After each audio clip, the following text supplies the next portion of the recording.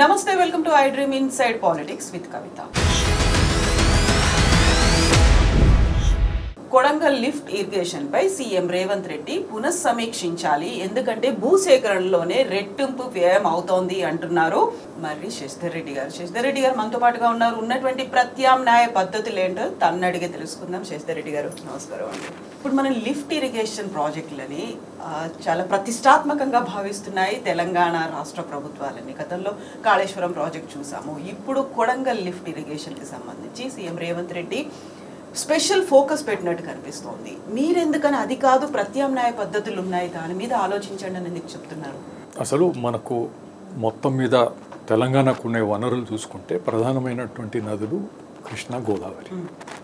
గోదావరిలో కొంత నీళ్లు మనకు కృష్ణ కన్నా ఎక్కువ ఉన్న కాళేశ్వరం ప్రాజెక్టు ఆ పద్ధతి దానిపైన పెట్టినటువంటి ఖర్చు ఏదైతే ఆశించినటువంటి టార్గెట్స్ ఉన్నాయో అది ఏమాత్రం మనం సాధించలేనటువంటి పరిస్థితి చాలా స్పష్టంగా ఉంది. ఇట్స్ ఎ ఫెయిలియర్, దాన్ని ఎవరు కాదనలేరు. అది ఒకవైపు మనకు అనుభవం ఆ విధంగా ఉంటే, కృష్ణా నదికి వస్తే కృష్ణా నది నీళ్లు లేవు, అష్యూర్డ్ వాటర్ నికర్జరాలు లేవు. Most over utilized river. ఈ రెండిట్లో ఓవర్ యూటిలైజ్డ్. ఎందుకంటే బచావత్ ట్రిబ్యునల్ 2000 సంవత్సరంలో సమీక్షకు వస్తుందని దానిపైన కట్టాల్సిందంతా కట్టేశారు. దాని తర్వాత ఇప్పుడు తెలంగాణలో ఉన్నటువంటి ప్రాజెక్ట్స్ ఏవైతే కృష్ణ ఆధారంగా ఉన్నటువంటివి, they are mostly dependent on flood water, వరద జలాలపైనే ఆధారపడినటువంటివి. వరద జలాల గురించి గతంలో విద్యాసాగర్ రావు గారు ఏమన్నారు, ఇరిగేషన్ అడ్వైజర్, ఈ వరద జలాలు నికర జలాలు లేవు, వరద జలాలు ఇది ఎప్పుడో 2-3 సంవత్సరాలకు ఒకసారి వస్తాయి. వచ్చినప్పుడు ఏదో తట్టా బుట్టా పట్టుకొని నీళ్లు మనం పట్టుకోవడానికి స్టోర్ చేసుకోవడానికి అది కుదరదు కదా. అందుకే ఇన్ఫ్రాస్ట్రక్చర్ని ఏర్పాటు చేసుకొని ఎప్పుడో 2 ఏళ్లకో 3 ఏళ్లకో ఎప్పుడు వస్తే అప్పుడు నీళ్లు ఇవ్వడానికి ఒక పంటకు నీళ్లు ఇవ్వగలుగుతాం. అది దాంతో సస్యశ్యామలం అవుతుంది, భూగర్భ జలాలు దాంతో పెరుగుతాయి అనేటువంటి వాదన ఆయన స్వయంగా, అంటే ఆయన సిడబ్ల్యూసిలో ఉన్నటువంటి అనుభవం, కేసీఆర్ గారికి అడ్వైజర్గా ఉన్నాడు. అది వాస్తవమైనటువంటి పరిస్థితి కాదండి. కృష్ణాలో వరద జలాలపైన ఆధారపడి మనం చేస్తున్నాం. అయితే ఇప్పుడు ప్రతిపాదన కొడంగల్, నారాయణపేట కొడంగల్ లిఫ్ట్ ఇరిగేషన్ ఇంచుమించుగా 1,00,000 ఎకరాలకు నీళ్ళు ఇవ్వాలని ఉద్దేశం మంచిదే. ఆయన స్వంత నియోజకవర్గం వారితో పాటు నారాయణపేట జిల్లాలో ఇవ్వడం మంచిదే. కానీ ఈ ఎంపిక చేసినట్టు ఏదైతే ప్రతిపాదించినటువంటి ప్రాజెక్ట్ ఉందో, ఇప్పుడున్నటువంటి అంచనా వ్యయం 4,350 కోట్లు. దీనికి 3,000 ఎకరాల భూసేకరణ జరగాలి. భూసేకరణ అంత ఈజీగా జరిగేది కాదు. దానిపైన ఖర్చు పెట్టాలి, సమయం కూడా పడుతుంది. ల్యాండ్ ఎక్విజిషన్ యాక్ట్ ఉంది, మిగతా అంశాలన్నీ కూడా వస్తాయి, సమయం పడుతుంది. ఇది ఒకవైపు ఉంటే, ఎస్టిమేటెడ్ వాడు ఇచ్చినటువంటి డీటెయిల్స్ మీడియాలో ఏమున్నాయంటే 2,900 పైచిలుపు కోట్లు, 3 + 7 10 ట్యాంకులను మోడర్నైజ్ చేస్తారు. అంటే దాన్ని స్తోమత పెంచుకుంటారు. మోడర్నైజ్ చేసే టెక్నికల్ మోడర్న్ టర్మ్ కానీ స్తోమత పెంచుతారు. నెంబర్ 1. నెంబర్ 2, 1,400 కోట్లతోటి దానిపైన డిస్ట్రిబ్యూటరీస్ నిర్మాణం చేసుకుంటారు. దీంట్లో పంపింగ్కు సంబంధించినటువంటి ఇది రాలేదు. బహుశా అది వాళ్ళు దాంట్లోనే ఇంక్లూడ్ అయిందా అంటే, నేను మీడియాలో చూసింది ఏదైనా 4,350 అనేది ఇది ప్రాథమికంగా ఉన్నటువంటిది అంచనా. మనం గతంలో చూసాం కాళేశ్వరం ఎక్కడి నుంచి ఎక్కడ చేరుకున్నాం, సెక్రటేరియట్ భవన నిర్మాణం ఎక్కడి నుంచి ఎక్కడ చేరుకున్నాం. ఇప్పుడు ప్రభుత్వం తలపెడుతున్నటువంటి మూసి 50 లక్షలు, 1,00,000 కోట్లు, 1.5 లక్షల కోట్లు. సరే, వీటికి అంతు ఒకసారి మొదలుపెట్టిన తర్వాత అది పెరుగుతూనే ఉంటుంది. నా అంచనా ఏమిటంటే, నా పరిధిలో నాకు ఉన్నటువంటి తప్పు కూడా కావచ్చు, ఇదైతే మినిమం కాస్ట్ 5,000 crores తగ్గకుండా ఉంటుంది. 6 నుంచి 8,000 కోట్ల ఖర్చు అవుతుందని నేను భావిస్తున్నాను. అంటే 1,00,000 ఎకరాలకు 6 నుంచి 8 వేల కోట్లు అంటే ఎకరానికి చూసుకుంటే 6 నుంచి 8 లక్షల రూపాయల ఖర్చు వస్తుంది. ఓకే, దీంతో మీరు ఏం సాధిస్తారు? దాని పంపింగ్ ఛార్జెస్ ఇవన్నీ వేరు, ఇది క్యాపిటల్ కాస్టు, ఏటా వచ్చినటువంటి కరెంట్ ఛార్జెస్ ఇవన్నీ వేరు. దీంతో 1,00,000 ఎకరాలకు అష్యూర్డ్గా ఖచ్చితంగా నిలిస్తారంటే డౌట్.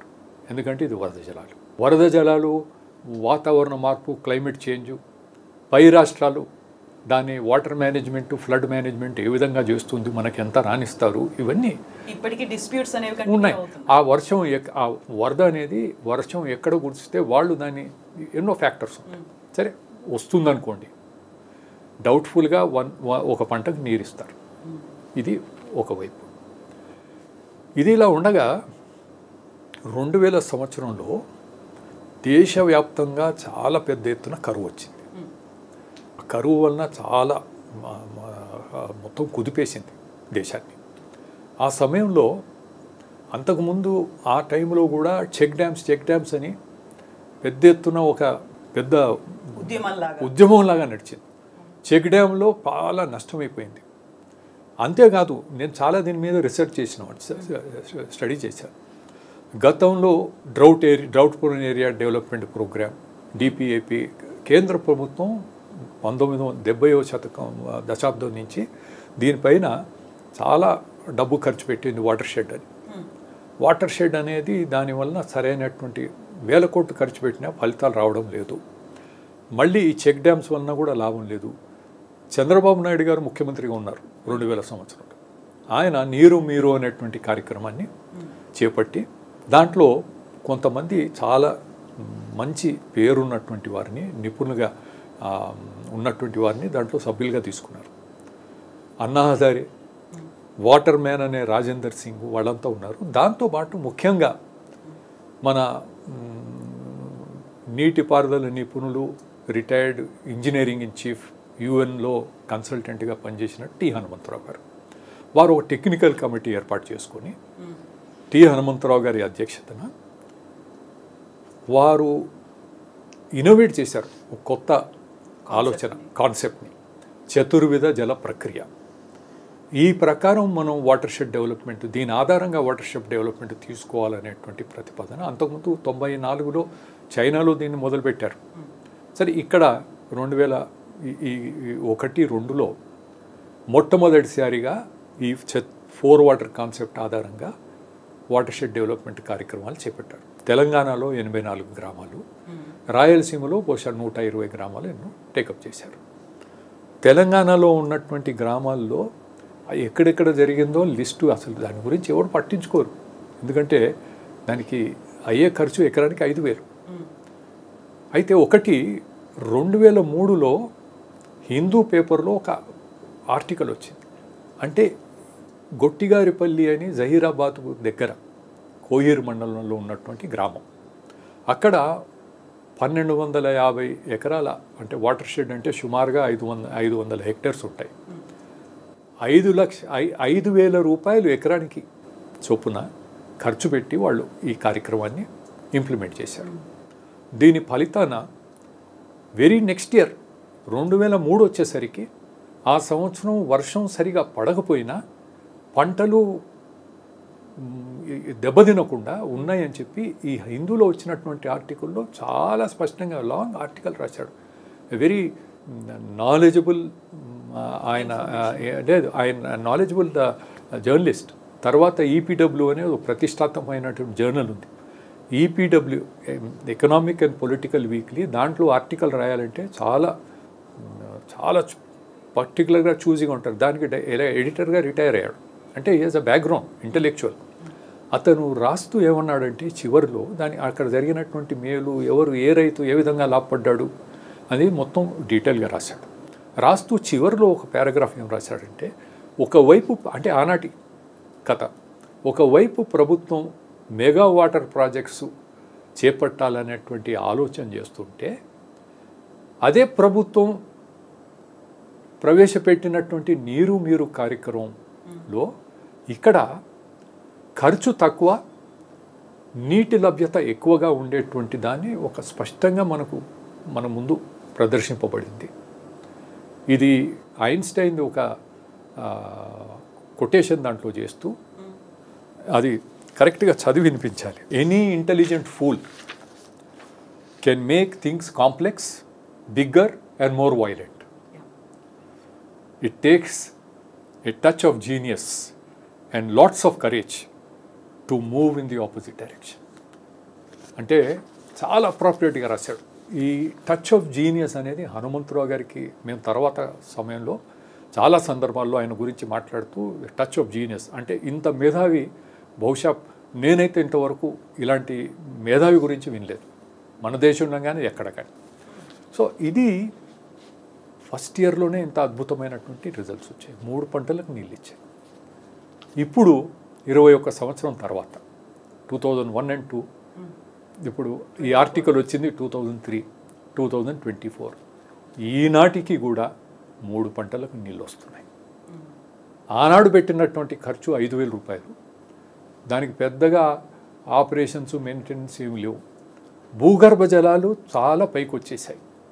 నేను పర్సనల్గా 3-4 సార్లు ఆ గ్రామానికి వెళ్ళాను. అక్కడ హయ్యెస్ట్ పాయింట్లో 70-80 ఫీట్ల నీళ్ళు ఉన్నాయి. హయ్యెస్ట్ పాయింట్లో కింది పాయింట్లో నీరు ఊరుతుంది. మామూలుగా ఊట మనం చూస్తాం, ఫిజికల్గా మనకు కనబడుతుంది. బావులలో ఊట వస్తుంది చూడండి, అట్లా ఈ లోవర్ లెవెల్లో వస్తుంది.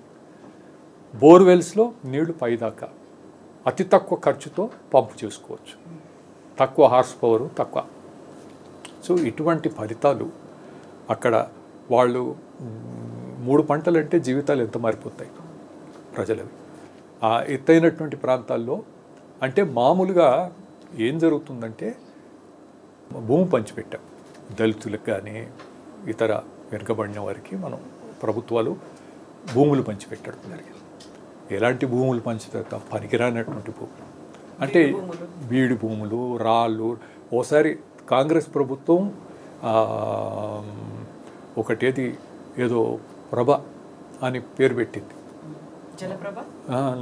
జలప్రభ కాదు, దాంట్లో దాన్ని ఇంప్రూవ్ చేసుకోవడానికి అంత రాళ్ళని చేయడానికి రాజశేఖర రెడ్డి గారి ప్రభుత్వంలో అంటే పేదలకు ఇచ్చినటువంటి భూములు పనికిరానివి. అన్నిటికంటే ముఖ్యమైనది అంటే అక్కడ నీటి వనరులు ఉండవు.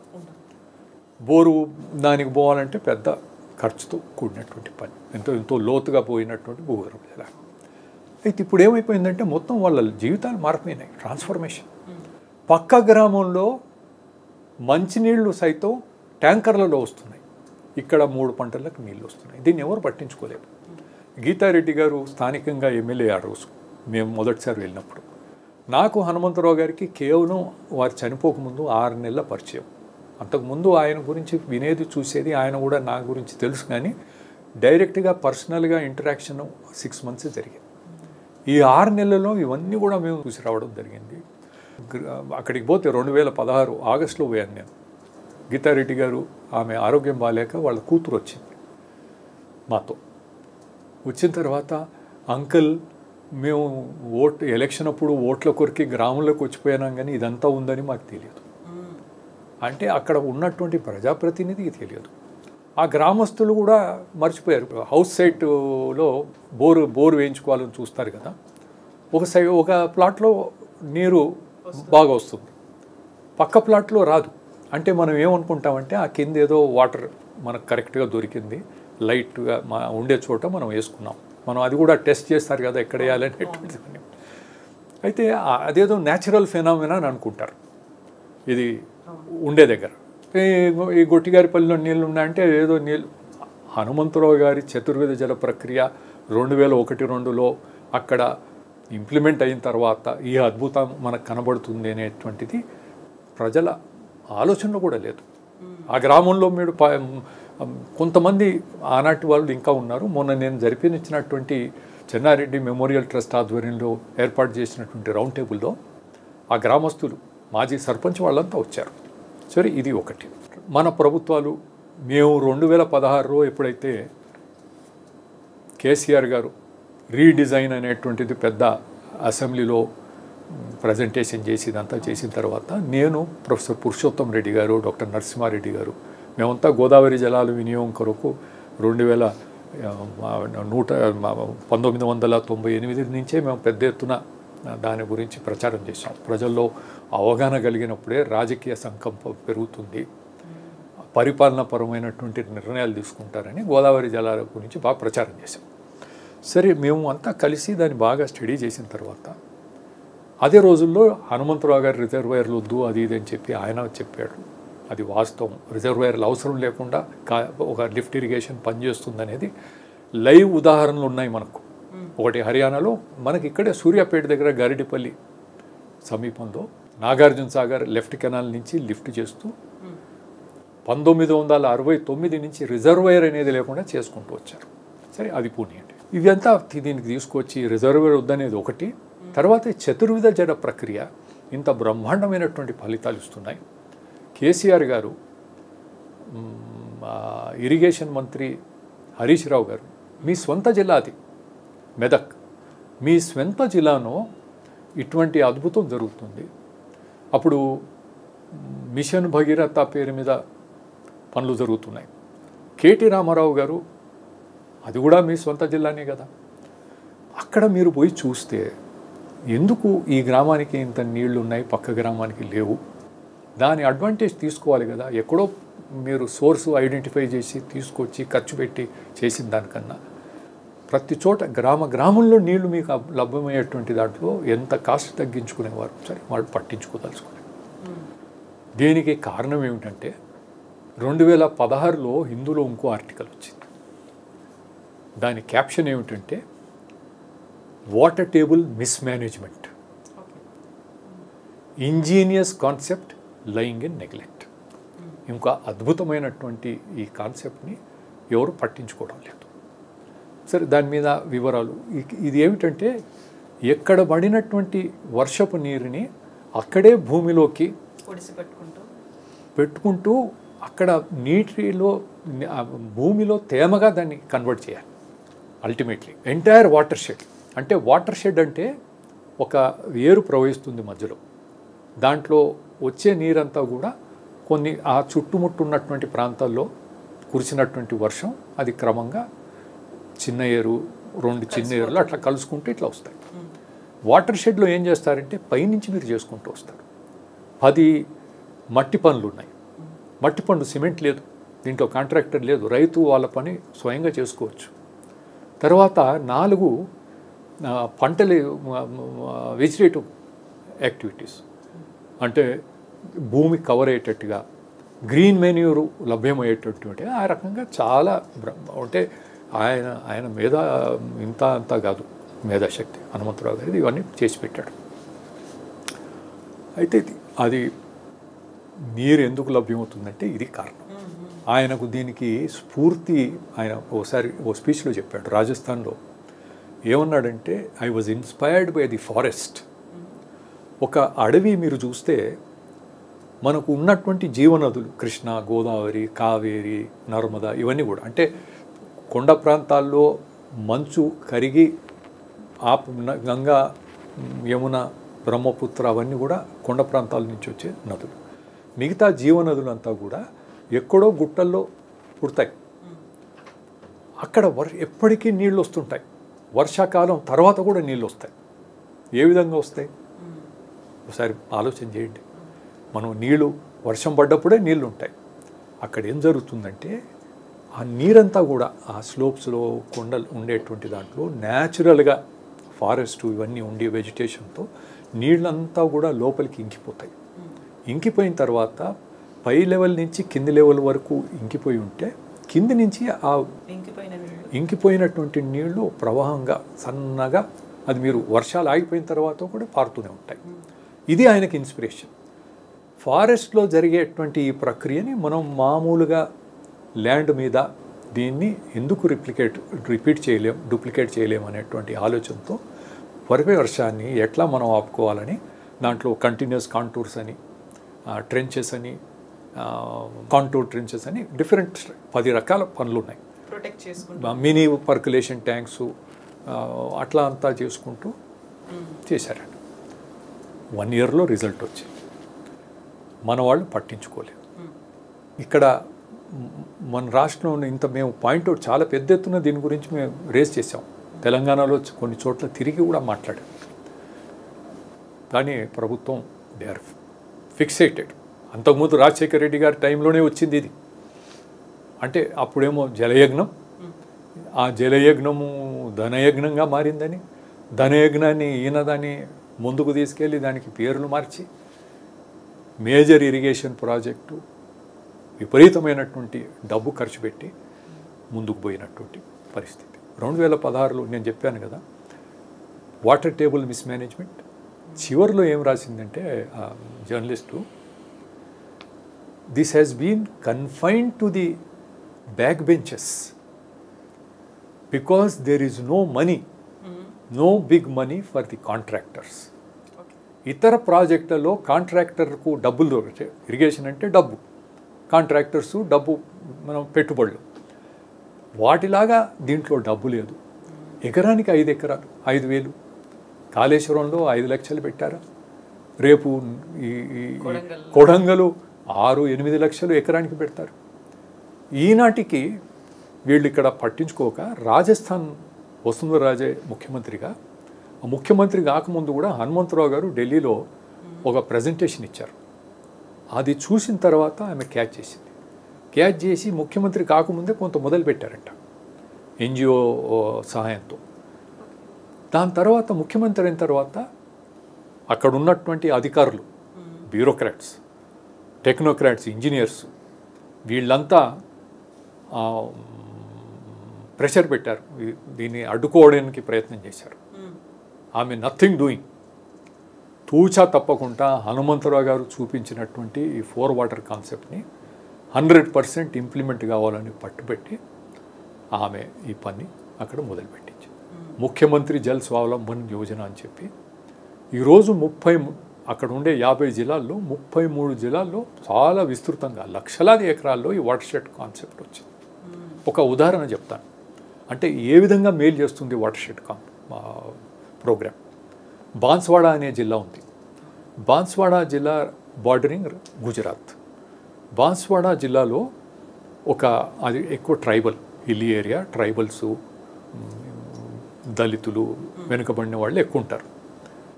ఆ జిల్లాలో కూడా ఒక నీటిపారుదల ప్రాజెక్ట్ ఉంది. ఆ ప్రాజెక్టు వలన ఆ జిల్లాలో ఉండేవారికి కేవలం 25% వారికే ప్రయోజనం కలిగింది. దానికి 2 కారణాలు ఉన్నాయి. ఒకటేమిటంటే దాని తర్వాత గుజరాత్లోకి వెళ్ళిపోతుంది ఆ ప్రాజెక్ట్. అంత పెద్ద ఫోకస్ పెట్టలేదు. కానీ అంటే డ్యాము ఎక్కడ నిర్మాణం చేయాలో అక్కడే చేస్తాం. అక్కడి నుంచి కిందికి పోతే సహజంగా ఇవన్నీ కూడా చాలా ఉన్నాయి, ఇంటర్ స్టేట్ డ్యామ్స్ ఇవన్నీ. నాగార్జున సాగర్, శ్రీశైలం కూడా మనకు వస్తాయి. అయితే అసలు కారణం ఏమిటంటే మనం కృష్ణా గోదావరి జిల్లాలు చూస్తాం కదా, బ్రహ్మాండమైనటువంటి సర్ ఆర్థర్ కాటను, గ్రీనరీ మొత్తం. కృష్ణా గోదావరి జిల్లాలో కూడా అప్లాండ్స్ ఉన్నాయి. ఈ వీటి నుంచి, ఈ ప్రాజెక్టుల నుంచి ధవళేశ్వరం కానీ మిగతావి కానీ వచ్చే నీరు అందనటువంటి ప్రాంతాలు ఉన్నాయి, అప్లాండ్ ప్రాంతాలు ఉన్నాయి, నీటికి ఎద్దడు ఉండేటువంటి ప్రాంతాలు ఉన్నాయి. సో ప్రతి చోట కూడా మనం ఒక ప్రాజెక్టులో ఇరిగేషన్ చేస్తున్నామంటే ఆ ట్యాంకు, డ్యాము నిర్మాణం దాని కింద ఉండే భూములకే వస్తాయి, పై లెవెల్లో ఉండే వాటికి రాదు. వాటర్ షెడ్లో బ్యూటీ ఏమిటంటే ఈ బాన్స్వాడ జిల్లాలో ఎంటైర్ జిల్లాలో ఈ వర్క్ జరిగింది. ఈ పై ప్రాంతాల్లో, ఎత్తు ప్రాంతాల్లో ఉన్నటువంటి ఆదివాసీలు కానివ్వండి, దళితులు కానివ్వండి, పేదవారు కానివ్వండి, సంవత్సరానికి ఒకసారి ఏదో కొంత పంటలు వేసుకొని పైకి చూసుకుంటూ దేవుడా వర్షం టైం మీద పడి ఏదో మాకు కొంచెం ఏదైనా రావాలి అని వచ్చి పంట పండితే, లేకపోతే లేదు, నష్టపోతారు. అటువంటి వాళ్ళు కూడా ఈరోజు 3 పంటలు పండిస్తున్నారు. అంటే ఎటువంటి మార్పు జరుగుతుందనేటువంటి ఆలోచన చేయాలి. ఇది అక్కడ వారు చేస్తున్నారు. ఈ 2003లో హిందూలో వచ్చినటువంటి government is thinking of mega water projects ఆనాడు అన్నమాట ఈరోజు కూడా ఆయన రాసింది ఈనాటికి కూడా వర్తిస్తుంది. Same thing. మనం రాష్ట్రాల ముఖ్యమంత్రి మాడి అంత అయిపోయినా 2003 తీసేసి 2024 అంటే ఇప్పటి గురించి దీని గురించే మాట్లాడుతున్నారు అనుకోవచ్చు.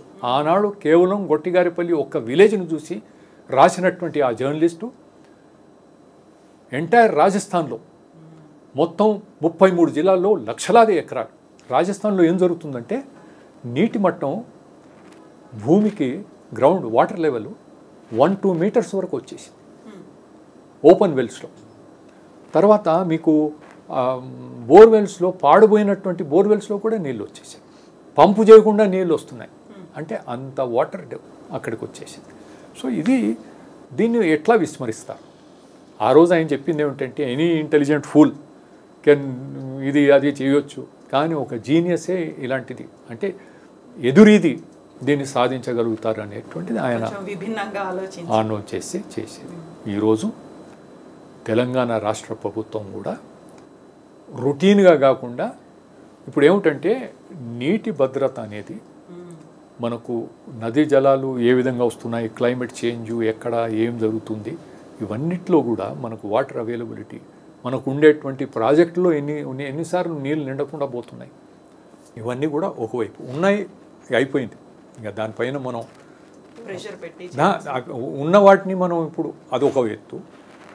అదే పొరపాటు పునరావృతం చేస్తే ఇది ఎంతవరకు సమంజసం అని చెప్పి ఆలోచన చేసుకోవాలి. కొన్నిసార్లు తెలియకుండా మనం చేస్తాం, కానీ తెలిసి కూడా ఆ విధంగా చేయాలనుకుంటే పొరపాటు. కనుక ఈ విషయాన్ని చర్చలోకి తీసుకొని రావాలి. నేను దీనికి ఆ గ్రామం నుంచి వచ్చినటువంటి వాళ్ళు అక్కడ ఏ విధంగా జరిగిందనేది నేను చూపించాను, ఆ ప్రజెంటేషన్లో చూపించారు. రాజస్థాన్లో దీన్ని ఇంప్లిమెంట్ చేసింది. గతంలో సర్వే అంటే మామూలుగా మాన్యువల్గా చేసే సర్వే, ఇప్పుడంతా మనకు సాంకేతిక పరిజ్ఞానం వచ్చింది, శాటిలైట్ ఉంది, రిమోట్ సెన్సింగ్ ఉంది. ఇస్రో వాళ్ళు దీనికి కావలసినటువంటి ఇన్పుట్స్ అంతా ఇచ్చారు. ప్రతి రాష్ట్రంలో మనకుంది state remote sensing application centre. రాజస్థాన్లో ఉంది. నేను సైన్స్ టెక్నాలజీ మంత్రిగా ఉన్నప్పుడు ఇక్కడ Andhra Pradesh state remote sensing centre ఉండేది. ఇప్పుడు ట్రాక్ అంటారు, Telangana remote sensing application centre. మనకు సాంకేతిక పరిజ్ఞానం ఉంది. ఇస్రో లాంటి సంస్థ దీన్ని రూపొందించడానికి ప్లానింగ్, ఇంప్లిమెంటేషన్, మానిటరింగ్ కూడా వాళ్ళు సైన్స్ అండ్ టెక్నాలజీ మనకు అందజేస్తున్నారు, పరిజ్ఞానాన్ని. స్పెషల్ శాటిలైట్స్ అన్నీ చేస్తున్నారు. ఇటువంటి పరిస్థితి మనకు అన్నీ అందుబాటులో ఉండగా ఇంకొక ఐరనీ ఏమిటంటే హనుమంతరావు గారి దగ్గర ట్రైనింగ్ తీసుకున్నటువంటి వాళ్ళు తెలంగాణ వారు. దాంట్లో యాక్చువల్ గ్రౌండ్లో 2001-2లో ఇంప్లిమెంట్ చేసినటువంటి వారు ఇప్పటికీ ఉన్నారు, తెలంగాణ ప్రభుత్వ ఉద్యోగులు. దాంతోపాటు ఇంకొకరిద్దరు తెలంగాణ వాళ్ళకి కూడా ఆయన ట్రైనింగ్ ఇచ్చారు, ప్రభుత్వ ఉద్యోగులు కాకపోయినా. వారంతా రాజస్థాన్లో పనిచేశారు. రాజస్థాన్లో ఇంత అద్భుతాలు సృష్టిస్తుంటే మనం దాన్ని చూసి మనం ఏం చేయాలని ఆలోచన చేయాలి కదా. ఈ జనంలో చర్చకు రావాలి, ఇది ఏం జరుగుతుంది అనే ఉద్దేశంతో ఆ రౌండ్ టేబుల్ సమావేశాన్ని ఏర్పాటు చేసి మేము ఇద్దరు ప్రభుత్వ ఉద్యోగులు ఏ విధంగా ఉన్నారంటే ప్రతి ఏటా వారికి డెప్యుటేషన్ మంజూరు చేస్తుంది గవర్నమెంట్. వారు పనిచేసిన శాఖ డెప్యుటేషన్లో వాళ్ళని ఇతర రాష్ట్రాలకు పంపించింది. అంటే వలసపోతారు చూడండి. ఇక్కడ మనకుండే ఎక్స్పర్టీజు ఇక్కడ ఎవరు వాడుకోకుండా ఉండి ఎవరు అడిగితే సరే పోనీమని చెప్పి. కనుక there is no justification to go head with this project. ఇప్పుడు మీరు ఒక ప్రత్యామ్నాయం ఉంది అంటే నేను చెప్తున్నాను. నేను ఇప్పుడు ఉండేటువంటి కాస్ట్ ఎంత అంటే రాజస్థాన్లో ఇంప్లిమెంట్ చేసిన దాన్ని బట్టి చూస్తే ఇప్పుడు మామూలుగా ఒక ప్రాజెక్టు, నేను దీని ఎస్టిమేట్స్ కూడా చూశాను. కొడంగల్ దీనికి కావాల్సినటువంటి 34 పంప్ సెట్స్ ఎంతో 300 కోట్ల ఖర్చు అవుతుంది. అది దాంట్లో అంచనాలో అది కనబడలేదు నాకు, వేరుగా ఉన్నదని నాకు తెలిసింది, నేను చూశాను.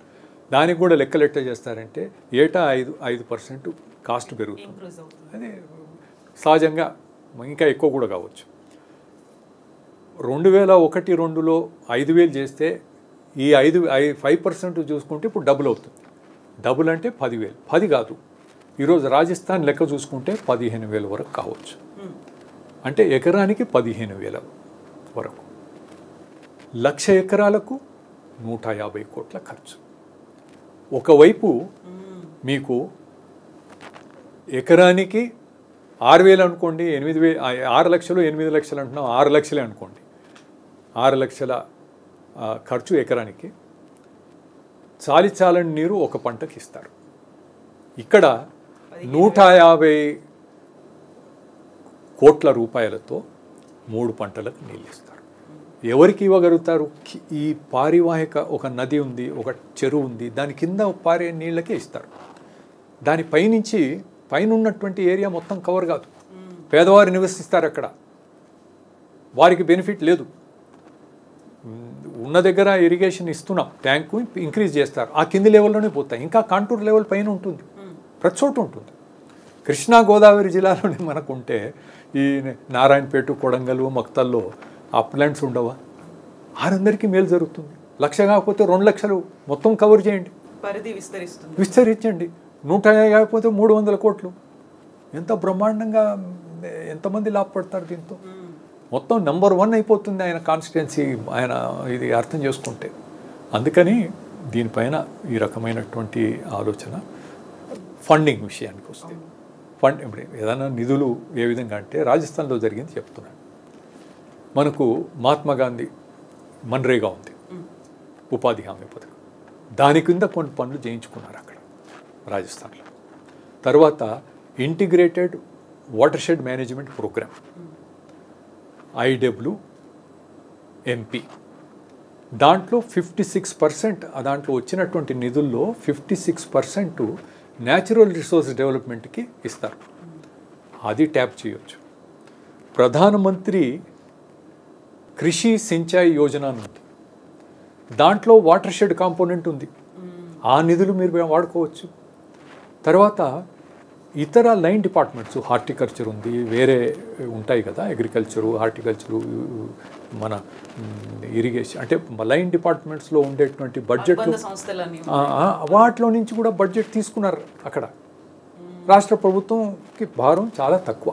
అది కేంద్ర రాష్ట్ర ప్రభుత్వాల మధ్య సమన్వయం ఉంటే అది అవి అటువంటివి ఏం లేదమ్మా. మనకు నిధులు మన్రేగా ఉంది, మన్రేగా చేసుకోవచ్చు కదా దాన్ని అక్కడ చేసినట్టు. ఇప్పుడు ఎవరు కాదనరు కదా. నేను కేంద్ర ప్రభుత్వం ఈరోజు సమన్వయం పని లేదు దీంట్లో. కేంద్ర ప్రభుత్వం ఇటువంటి దాంట్లో ఎక్కడ భేదభావం లేదు, ఎలాంటి తారతమ్యాలు లేకుండా వాళ్ళు చేసే పని, వారి కార్యక్రమాలు అమలు చేయాలి రాష్ట్రాలు అని చెప్పి కోరుకునేటువంటి ప్రభుత్వం. అది చేతికి మట్టి అంటకుండా మరి ఈ రకంగా ఇంతమందికి మేలు చేయగలిగినటువంటి అవకాశం ఉన్నటువంటి ప్రత్యామ్నాయాన్ని నేను సూచిస్తున్నాను. ఈ ప్రత్యామ్నాయం అనేది కేవలం కొడంగల్ లిఫ్ట్ ఇరిగేషన్ ప్రాజెక్ట్ కోసమే కాదు, ఆ తర్వాత రాబోయేటువంటి మిగతా ప్రాజెక్టులు లేదు, వీటన్నిటి కూడా ఉపయోగించుకోవచ్చు. కాదమ్మా, ఇక్కడ రాజస్థాన్లో ఆల్ ప్రాజెక్ట్స్ ఆర్ స్టాప్డ్. ఈ ప్రాజెక్టులన్నీ కూడా ఆపేశారు. ఓన్లీ ముఖ్యమంత్రి జల్ స్వావలంబన్ యోజన, MJSY, ఆ కార్యక్రమంలో ప్రధానంగా ఈ వాటర్ షెడ్ డెవలప్మెంట్ ప్రోగ్రామ్ని వాళ్ళు అమలు చేశారు. So it's a clear choice. ఎవరైనా న్యాయంగా ఆలోచన చేయాలంటే వాస్తవాలు మన ముందున్నాయి. ఇదేదో ఎక్కడికో వెళ్ళి థియరీలో మాట్లాడడం లేదు, బ్లాక్ అండ్ వైట్లో ఉంది. మన ఊరిలో కావలిస్తే మన రాష్ట్రంలో కావాలంటే వెళ్ళి ఈ గ్రామంలో చూడండి ఈ అద్భుతం. నేను మళ్ళీ 14వ తేదీ నాడు పోతున్నాను. కొంత మీడియా మిత్రులు కొందరు ఇంటర్వ్యూ అక్కడ చేస్తాం సార్ అంటే పోదామన్నారు. అడిగిపోతున్నాను. నో అంటే ప్రత్యక్షంగా అక్కడ. తర్వాత ముఖ్యమంత్రిని నేను తీసుకెళ్తానని చెప్పడం సరైనది కాదు. ముఖ్యమంత్రి తలుచుకుంటే ఫ్లయింగ్ విజిట్ చేయవచ్చు. ఎగ్జాక్ట్లీ. ఇప్పుడు రాజస్థాన్ అనగానే అక్కడ ఎక్కువగా ఎడారి ప్రాంతం, అక్కడే ఇన్ని ఫలితాలు నేనే ఆ రాజస్థాన్లో కూడా 1 ఇయర్లో ఎంత అద్భుతం జరిగిందంటే 2013-14లో మొదలైంది అక్కడ. 2015లో ప్రధానమంత్రి గారు మన్ కీ బాత్లో ఒక ప్రస్తావన చేశారు. అంటే అప్పటికి కూడా ఆయన దృష్టికి ఇది పూర్తిగా రాలేదు. ఏమిటంటే ఫారెస్ట్ డిపార్ట్మెంట్ వాళ్ళు ఒక 25 లక్షల చెట్లను నాటారంట.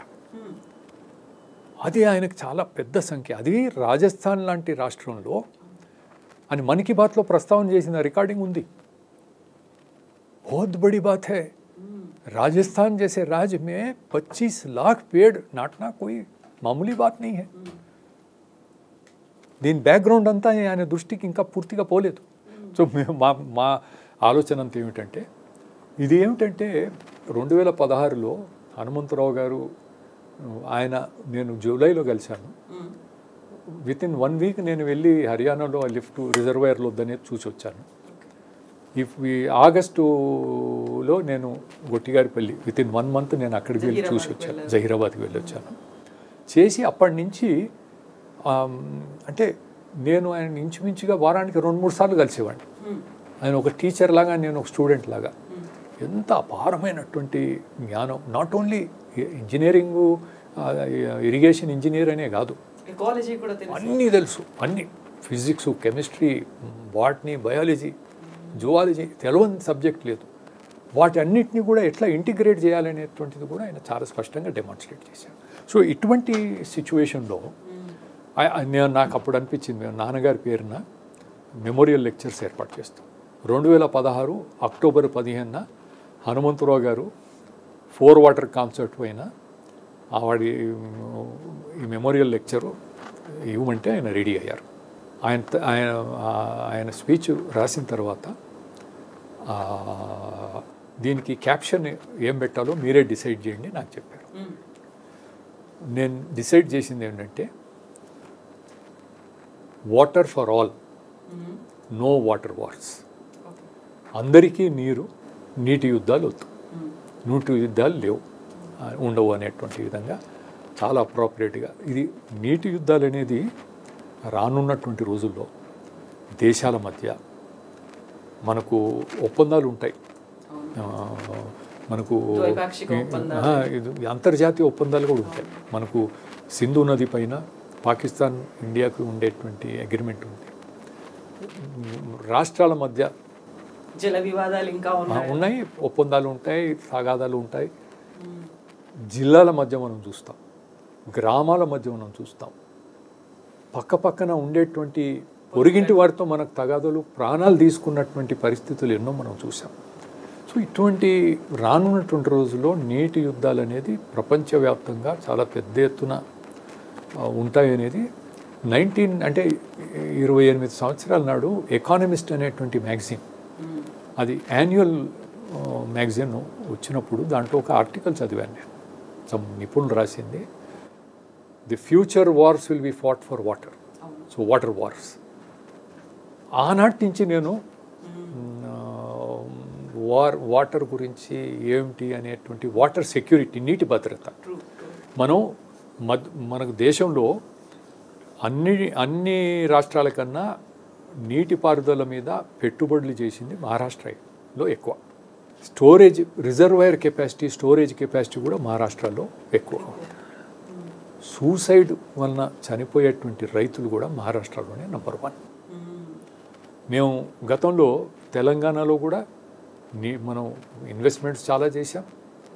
సూసైడ్స్ కొంచెం తగ్గినాయి ఇప్పుడు, కానీ అయిపోలేదు. రేపటి రోజు అన్నిటికంటే ముఖ్యం ఏమిటంటే నీటి భద్రత. నీటి భద్రత మనం ఎక్కడి నీరు, ఎక్కడ పడ్డ వాన అక్కడ మనం ఈ విధంగా ఉపయోగించుకునేటువంటి విధంగా మనం కార్యక్రమాన్ని చేపడితే ఇది బ్రహ్మాండమైనటువంటి ఫలితాలు ఉంటాయి. భద్రమైన భవిష్యత్తు కూడా ఉంటుంది. జలాశయాలు భద్రంగా ఉంటాయి. మన ఇప్పుడు నేను మొన్న ప్రజెంటేషన్లో చూపించారు, మన దాంట్లో రౌండ్ టేబుల్లో ఒక శాటిలైట్ రిమోట్ ఇస్రో వాళ్ళు ఇచ్చిన దాంట్లో ఆంధ్రప్రదేశ్ సంబంధించినటువంటి ఇమేజ్ ఇచ్చి వాళ్ళంతా ఎస్టిమేట్ చేస్తారు, స్టడీ వాటరు అవైలబిలిటీ ఇది అది అంతా కూడా. వారు ఏం చెప్పారంటే 480 టీఎంసీల నీరు సాయిల్ మాయిశ్చర్గా స్టోరేజ్ అయింది. 480 టీఎంసీల నీరు. నేను అమెరికాలో చదువుకున్నాను, అగ్రోనమీ, క్రాప్ ప్రొడక్షన్ నా మెయిన్ టాపిక్. అమెరికాలో నాకు అంటే ఇక్కడ చదివి అక్కడ చదివి దానిపైన ఆ సబ్జెక్ట్ పైన ఉండే దాంట్లో తెలుసుకోవడం మాట్లాడడం ఇన్ని అయినా కూడా హనుమంతరావు గారు దగ్గర నేర్చుకుంది ఏమిటంటే 60% ఆఫ్ వాటర్ మనకు న్యాచురల్ సైకిల్లో వచ్చేటువంటి వాటర్ వర్షం నుంచి మొదలవుతుంది మొత్తం సైకిల్ 60% ఆఫ్ వాటర్ ఈ స్టోర్డ్ యాజ్ సాయిల్ మాయిశ్చర్. నీటిలో తేమగా మనం దాన్ని దాచుకుంటాం. ఆ నీటిలో తేమ ఉండడం వలన మనం గొట్టిగారిపల్లిలో 2 సంవత్సరాల కరువు ఉన్నప్పటికీ 2 సంవత్సరాల కరువు తర్వాత కూడా 3 పంటలకి నీరు దాంట్లో ఆయన వాళ్ళు ఈనాడు క్యాప్షన్ ఏమి ఇచ్చారంటే నడి వేసవి తరగని జలసిరి, పంపుతో నీళ్ళు వస్తున్నాయి. అండ్ 2 సంవత్సరాల కరువు తర్వాత 2015లో అది పరిస్థితి. అంటే ఇది మనకు లైవ్గా కళ్ళ ముందు కనబడుతుంది. బ్లాక్ అండ్ వైట్ ట్రూత్ ఏదన్నా అనండి మీరు, అంటే అన్డిస్ప్యూటబుల్. తర్వాత నేను రాజస్థాన్ వాళ్ళు వచ్చారు ప్రజెంటేషను, బాన్స్వాడలో ఆ పై అప్లాండ్స్లో ఉండే వారికి ఏ విధంగా మేలు జరిగింది, దాంట్లో పేదలు ట్రైబల్స్కి వారికి ఏ విధంగా మేలు జరిగింది, plus NRSC national remote sensing centre హైదరాబాద్లో ఉండే, అంటే ఇస్రో ఆధీనంలో ఉండేటువంటి సంస్థ. ఇస్రో డైరెక్టర్ రాధాకృష్ణన్ గారు ముందు ఎన్ఆర్ఎస్సి డైరెక్టర్గా ఉండేవారు. ఎన్డీఎంఏలో మా మీటింగ్కి వచ్చేవారు రాధాకృష్ణన్ గారు, నేను ఎన్డీఎంఏలో మెంబర్గా ఉన్నప్పుడు. అంటే ఇస్రో ఎన్ఆర్ఎస్సి చేసే పని గురించి ప్రస్తుతం చర్చించడానికి. సో అటువంటి ఇస్తున్న ఎన్ఆర్ఎస్సి వారిని సైంటిస్ట్ని పిలిచి రాజుగారు అని వచ్చారు. ఆయన ఒక రకంగా దీన్ని వ్యాలిడేట్ చేశారు. మేము ఏ విధంగా వీరికి ఇన్ఫర్మేషన్ ఇచ్చాము, ఏ విధంగా మేము అసిస్ట్ చేశాము, ఏ విధంగా మానిటర్ చేస్తున్నాం. సో ఇదేదో రాజకీయ ఉద్దేశంతో మాట్లాడే మాటలు కావు, ఏదో ప్రభుత్వ వ్యతిరేకతగా మాట్లాడేది కావు. ఇది వాస్తవాలు చూడాలి, చూసి గ్రహించాలి, దీనికి అనుగుణంగా పనిచేయాలి. Sir thank you so much. మీరు చెప్పినటువంటి ఈ ఇన్ఫర్మేషన్ చాలా valuable information, not only for Telangana Kodangal project కోసమే కాదు, దేశవ్యాప్తంగా అన్ని రాష్ట్రాలు అన్ని ప్రాజెక్టులు. మొన్న రౌండ్ టేబుల్లో లక్ష్మణ్ గారు వచ్చి ఆయన ఏమన్నారంటే దీన్ని ఢిల్లీలో కూడా దీనికి ప్రచారం జరిగేటట్టుగా మీరు చెన్నారెడ్డి గారి ట్రస్ట్ ద్వారా మీరు ఢిల్లీలో చేయండి, అన్ని రాష్ట్రాల ఎంపీలు వచ్చేటట్టు నేను చేస్తాను. ఇది ఎట్లాంటి కాన్సెప్ట్ అంటే ఒక రాజస్థాన్ ముఖ్యమంత్రి అడిగిందే కాదు, ప్రతి రాష్ట్ర ముఖ్యమంత్రి మాకు కావాలని అడగాలి. తక్కువ ఖర్చుతో మీరు జనానికి నిజమైనటువంటి అంటే అట్టడుగున ఉండేటువంటి అట్టడుగున ఉండేటువంటి వారి జీవితాన్ని మార్చేస్తుంది కదా. Thank you so much sir. నిజంగానే ఈ మెసేజ్ అనేది అందరికీ రీచ్ అవ్వాలని కోరుకుందాం. Thank you so much sir. మళ్ళీ మనం మాట్లాడదాం.